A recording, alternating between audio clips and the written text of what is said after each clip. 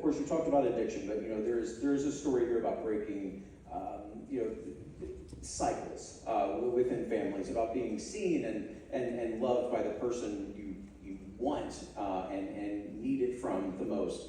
I guess it's maybe fair to say the creature has daddy issues, but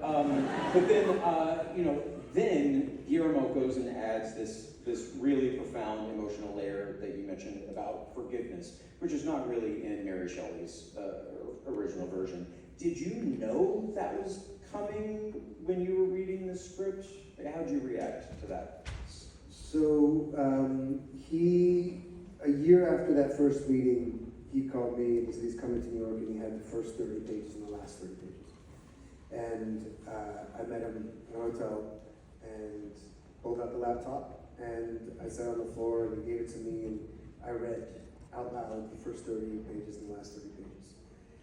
And and at the end of it, we were both crying, because it was, for exactly that reason, that he was choosing to end the story, not like Mary Shelley did, which it was much more nihilistic in a way, as a protest to what was happening at that time, with the creature self-immolating. But this is what Guillermo needed to do.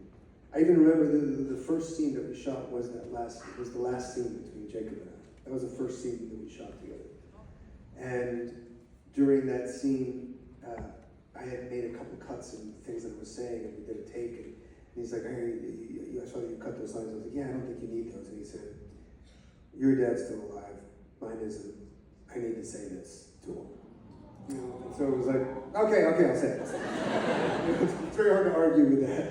But that's where so much of this movie is coming from, that place. It's coming from a place of needing, as he says, forgive yourself into existence. And as I said, it is about this time, this moment, when everybody wants peace, but nobody wants to surrender.